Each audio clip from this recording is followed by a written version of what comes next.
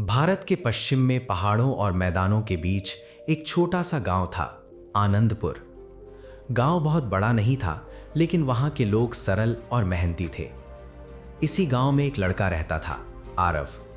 अगर आप उसे पहली बार देखते तो आपको लगता कि ये लड़का बहुत समझदार है। उसकी आंखों में चमक थी, उसके मन में बड़े बड़े सपने थे।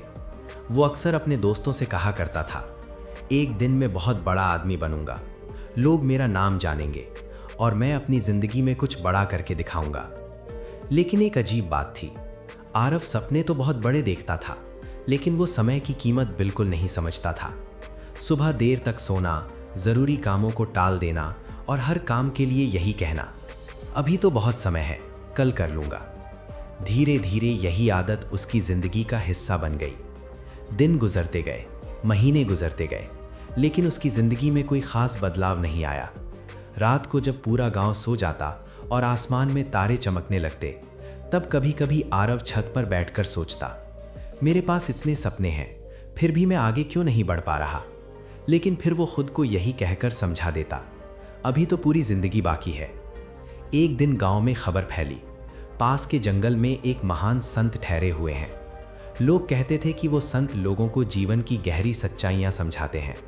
उनका नाम था गौतम बुद्ध। गांव के कई लोग उनसे मिलने जाने लगे। आरव भी जिज्ञासा से भर गया। उसने सोचा, चलकर देखते हैं आखिर ये संत ऐसा क्या बताते हैं कि लोग बदल जाते हैं। अगली सुबह आरव जंगल की ओर निकल पड़ा।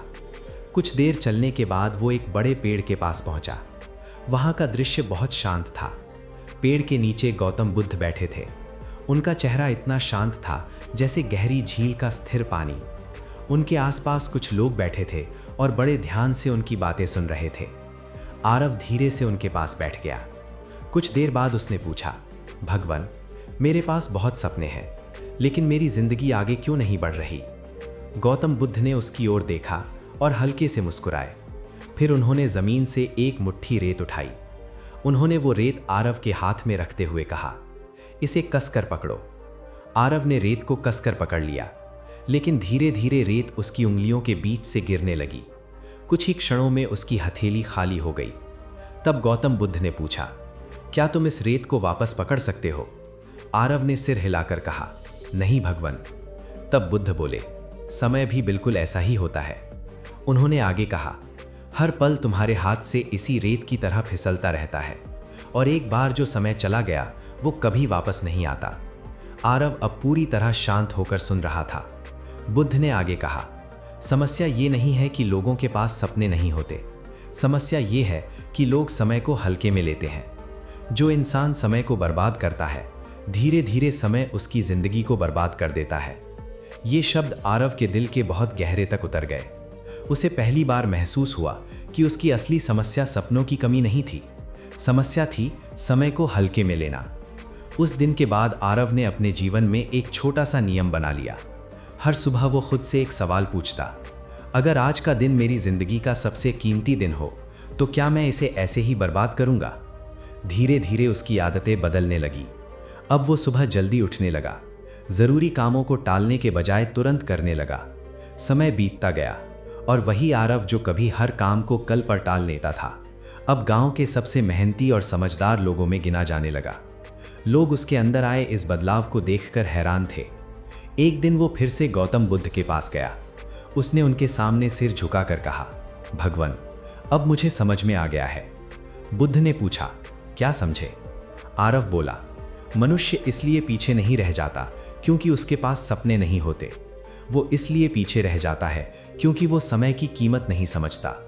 गौतम बुद्ध मुस्कुराए और बोले, जिस दिन मनुष्य समय का सम्मान करना सीख लेता है, उस दिन उसकी जिंदगी बदलना शुरू हो जाती है। और उस दिन आरव ने यह समझ लिया था कि जीवन की सबसे कीमती चीज न धन है न प्रसिद्धि, सबसे कीमती चीज है समय। अब अगर मैं आपसे एक सवाल पूछूं, आप अपनी जिंदगी में सबसे ज्यादा किस चीज को हल्के में लेते हैं, पैसे को, मौकों को या फिर समय को। सच्चाई ये है कि पैसा खोकर वापस पाया जा सकता है, मौके भी दोबारा मिल सकते हैं, लेकिन जो समय एक बार चला जाता है वो कभी वापस नहीं आता।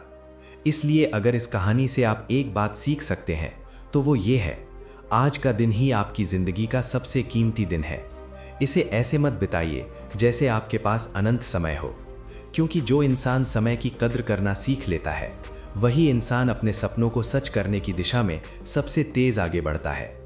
और अगर आपको ये कहानी 1% भी अच्छी लगी हो और आप ऐसी ही जीवन बदलने वाली कहानियां सुनना चाहते हो तो इस वीडियो को लाइक ज़रूर करें और हमारे चैनल को सब्सक्राइब करके हमें सपोर्ट करें, क्योंकि आपका एक लाइक और सब्सक्राइब हमें ऐसी और भी गहरी और प्रेरणादायक कहानियां बनाने की प्रेरणा देता है।